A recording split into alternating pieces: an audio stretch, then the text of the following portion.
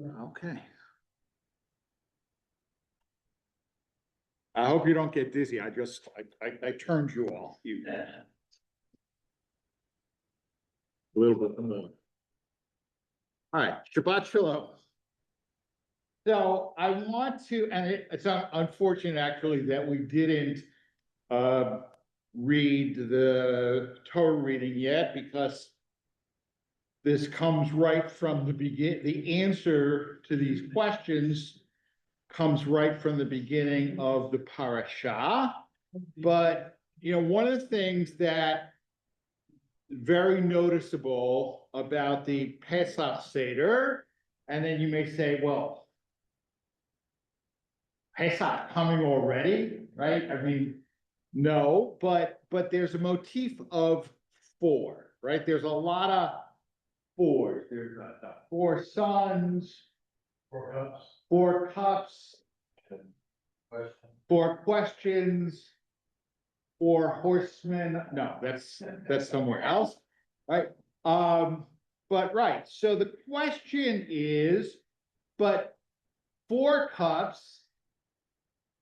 But four cups is really five, sort of, right? Because we have the Koshel Eliyahu, the cup of Elijah, right? And the question is, what why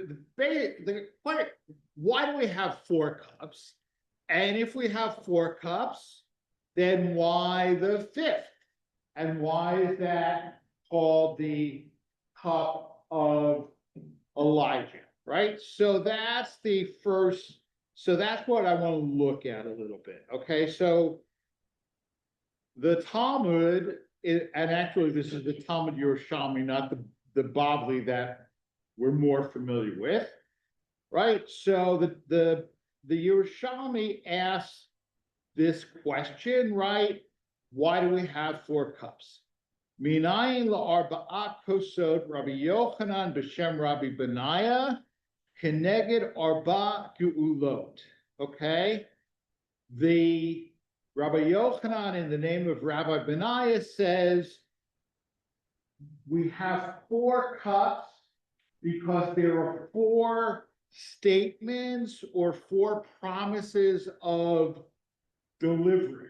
Okay, and they're all in this week's Parsha. They're actually all in the second Aliyah, okay, or the second Aliyah according to the triennial. So here they are. Okay, there's four promises of redemption. Say therefore to the Israelite people, I am Adonai.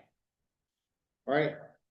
Vehotseti etchem, I will extricate you or bring you out from the labors of the Egyptians. Okay, so hotseti is one. Hitsalti, I will rescue you. Ga'alti etchem, I will redeem you. Velakachti etchem li la'am, I will take you to be my people, and I will be your God. Okay, so there's four verbs, promises of redemption. Hotseti, hitsalti, ga'alti, lakachti. I will bring you out, I will rescue you, I will redeem you, and I will take you to me. Okay, so four promises of redemption, four verbs of redemption. So four cups. All right, that's right. Kule alma la plige. All right, nobody disagrees. Right, but that's like sort of universally accepted as the source of the four cups, right? But then where does the fifth cup come in? Okay, and so Rabbi Dean Steinsaltz, in his commentary on the Haggadah, says there are authorities who maintain we are obligated to drink not four but five cups of wine at the Seder. this is based on the fact that there are actually 5 expressions of redemption that are found in Scripture. As a sort of compromise between these two opinions, only 4 cups are drunk, but the 5th cup is filled. Okay, and this 5th cup corresponds to the 5th expression of redemption. It's in the next verse. Okay, so those 4 promises are from Exodus 6:6 and 6:7. We get to 6:8. Veheveti etchem el haaretz. I will bring you into the land which I swore to give to Abraham, Isaac, and Jacob, and I will give it to you for a possession, right? So that's a 5th verb, heveti etchem. So the underlying unspoken question, right, is the gift of the land part of the promise of redemption that the Parsha talks about and that Pesach celebrates, or are they 2 separate things? Right? In other words, do we have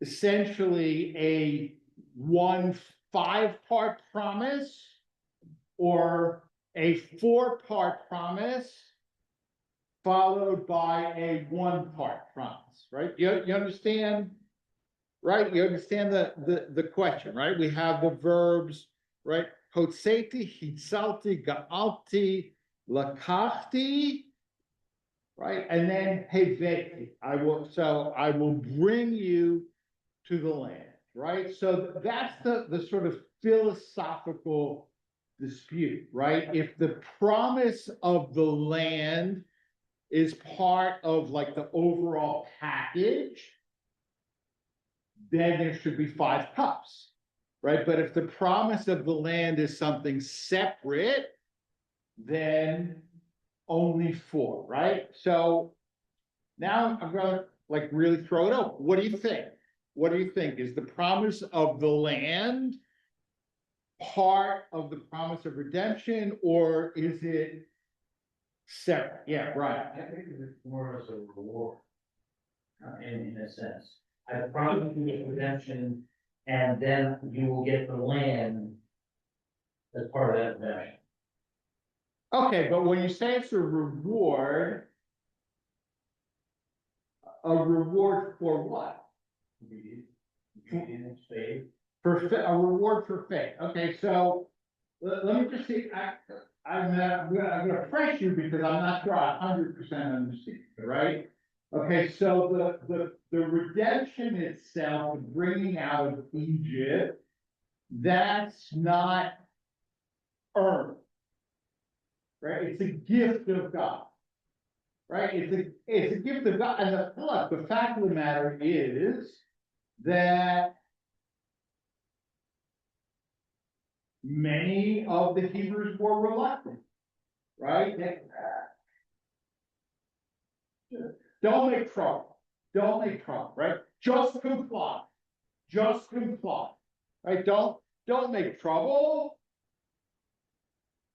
Make trouble, things could actually get worse, right? So they were, it wasn't a reward at all. It was just a gift, right? And so the redemption you're saying is a reward, but for what?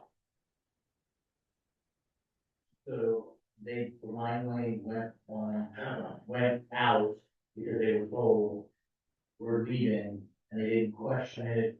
They followed Moses. They followed God. Yeah, but they did. But they did. That's the point. They're constantly. First of all, they're constantly fed. Okay, and you say, all right, well, they're Jews, right? I mean, what do you expect, right? But they didn't just. I mean, they really. But they could have been faithful to their Egyptian overlords and masters and quell this rebellion amongst themselves. Yeah, they could have, but there were times that they really said, you know what, let's just go back to Egypt. Many times they said, we remember all the great food that we ate in Egypt, right? So I mean, I'm not saying you're wrong, I would, like, this is a matter of opinion, right? So I'm not in a position to say you are wrong, I am in a position to say I don't agree. And they spent for 4 years in the desert, eating the manna and all that stuff, and hey, you did that, so your future generation get this land because you suffered. Okay, so, That's kind of how the word, so it's a long answer. okay, well, so just to agree, you do see it as part of the same promise. Yeah, I mean, eventually, Delayed. No, delayed, I mean, there's always like delay clause, right? I mean, you know, you sign, I mean, in sports, right? Yeah. They get signing bonus, right? Or, right, delayed compensation, but it's still part of the same contract. Right. Right, so, but we have 10 now, but I'm not gonna stop with Drush. Right. Mid-Drush, so, What do you mean? no, not at all, not at all, We need you. not at all. You have never been needed more, okay? Anybody else? One, but like, the first four are from the Egyptians, and then the last one is to Nahum. Right, the first are from, and the second is to, right? I mean, and they're two different. And if you look, for example, at the history of Israel, right, there are two motivations why people make Aliyah, right? There's the push and the pull, right? There's pogroms in Russia, we gotta leave, right? There's anti-Semitism in France. They're massacring us in Iraq, right? And for many people, they had to leave where they were, and there was no place else they could go. Right, whereas like American Jews who make Aliyah, British, Australian, whatever, it's the pull of Eretz Israel, right? It's not because life is intolerable where they are. It's they really prefer. There's the pull of Israel, right? So. Right, so there's the front, there's the to and the front. Anybody else? All right. That's fine. I personally see them actually. I mean, I could be convinced either way. I really could, because like, so if you say that the land is a separate promise, so what are they supposed to do? Live in the Sinai Desert forever, right? I mean, the Sinai Desert, they're crossing on the way to Israel from Egypt. Now, it is hard to believe that the descendants of the people who took 40 years to get from Egypt to Israel invented ways, but they did.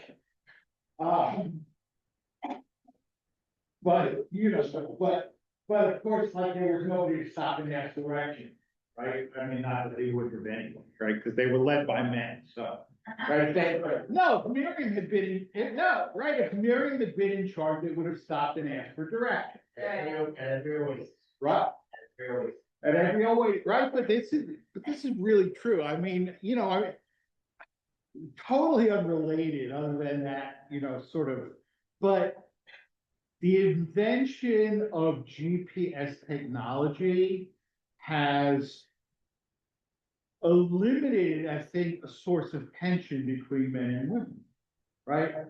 Just stop and ask for directions. No, not that, because I know how to get there, right? Well, not an issue anymore, right? The GPS, right?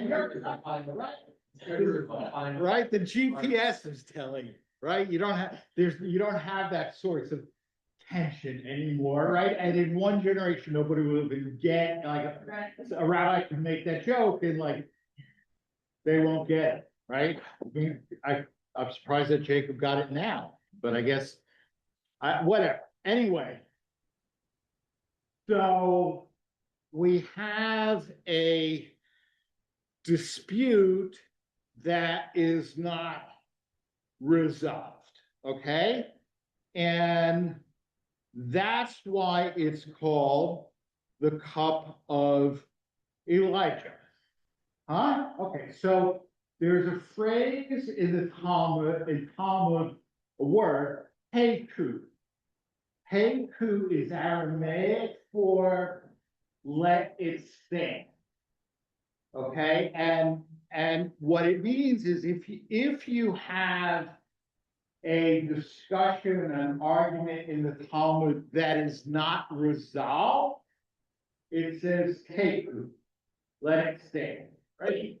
Can't resolve it, let it stand. Okay, in modern Hebrew, heiku means a cup, right? Like if you're listening to the sports report on Kol Yisrael and I don't know, Real, they're giving you the sports, the soccer scores from Europe, and they say Real Madrid, Barcelona, Shalosh, Shalosh, Heiku. All right? The 3-3 tie, Heiku. Okay? But in the Talmud, that it means like a dispute that's unresolved, Heiku. Okay? But there's always a folk etymology. A folk is belief, it is held incorrectly that it is an acronym for Tishbi Yitaretz Kushiot Uva'ayot. Elijah the prophet will resolve such doubts and problems. Okay, now why Elijah the prophet? He never died. He never died, but he's also the herald of the Messiah, right? So he's going to come back. So one of the first things that Elijah's going to do is he's going to resolve the unresolved dispute, right? So Elijah will come and he'll tell us whether we should drink the fifth cup or not. That's really what it means. It then becomes, we open the door for Elijah, etc., because he is the herald of redemption. But the cup is not there for Elijah. The cup is not there for Elijah. The cup is there because of the unresolved dispute about whether we should have 4 cups or 5 cups. So as a compromise, we pour the 5th cup, but we don't drink it, right? But when Elijah comes, he'll say, oh yeah, you should drink that. Or he'll say, no, you were right not to drink it. From now on, you don't have to bother pouring it in the future. It is not for Elijah. It will be Elijah who tells us finally whether we're actually supposed to have it or not have it, right? But this is another interesting thing, and again, it's more folk than anything else. One of the things, if you read about the Korban Pesach, the Paschal sacrifice, uncircumcised males are not allowed to eat from the Korban Pesach, right? From the Paschal sacrifice. And when the temple stood, that was the main course at the Seder, right? And how many people have you ever heard you're not allowed to have non-Jewish guests at the Seder? You've heard it. Okay, anybody else? I'm not saying whether you follow it or not, whether you believe it to be true. You've heard it somewhere. Okay, I mean, it's interesting. An older generation, like the generation above you, they all, oh, you can't have non-Jewish guests at the Seder, okay? And then you ask why, you say, well, because an uncircumcised male can't be there, and obviously you're not gonna ask your non-Jewish male guest, are you circumcised, right? I guess you, right? So just to be sure, that's not the reason, okay? That is absolutely not, I'll get to you in a second. Okay. The reason is you're allowed to cook on Yom Tif for Jews. Okay? You're not allowed technically to cook on Yom Tif for non-Jews. Okay, now, so then for sure, I mean, might be an issue with the second Seder, not gonna be an issue on the first Seder because the cooking is done before it's done, right? So, but anyway, but that's, so but an uncircumcised man is not allowed to partake of the Korban Pesach. And who is the guest of honor at every bris? Elijah, right? So Elijah will come to your Seder, and if he's willing to come to your Seder, it's a sign that everybody there is allowed to be there, okay? But that doesn't apply now because we don't have a Korban. Yeah, Today, I don't know at this moment, but as modern history has evolved, I have, as I'm sure there are people here who say the same thing. I have a number of friends who are not Jewish, but they were circumcised because the medical community is done. Right.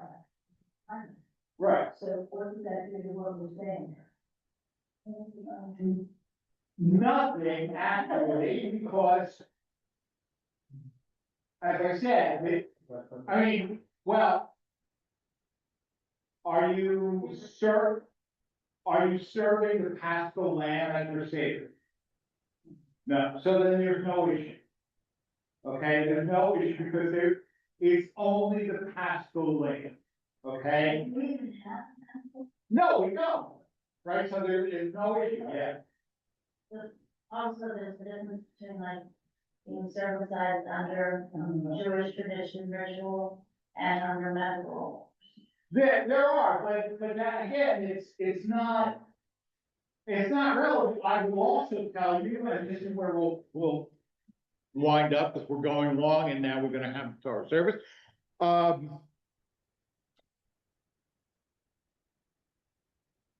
You are going to increasingly encounter uncircumcised Jewish boy, right? There is a whole anti-circumcision movement in this country and certainly in Europe, right? And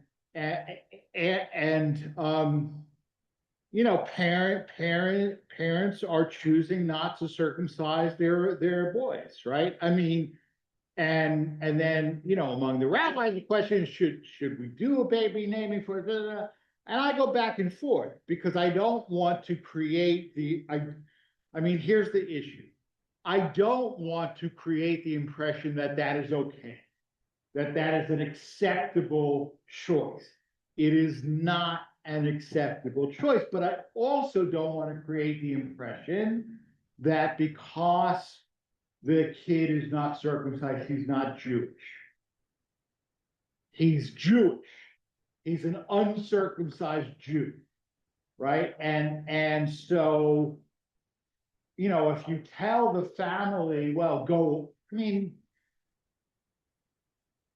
you know, I want them to join the shul and send the kid to Hebrew school anyway, right? The kid is a Jew, right? And when the kid becomes 13, the obligation that was the parental obligation is now the kid's obligation, right? And I think it's entirely possible that the kid may say, particularly if they become more observant, thanks a lot, mom and dad, right? I mean, this would have been easy at day 8, but now I'm, so it's what? Now I have to do it like a.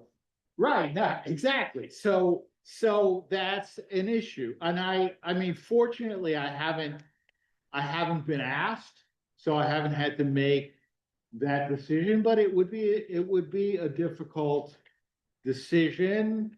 And if I could sort of find a way to like do some kind of ceremony for the kid without appearing to endorse the fact that the parents have decided not to circumcise, and then hope the temple will be rebuilt and then it will be an issue, right? But for now, I mean, that's not an issue. Anyway, okay.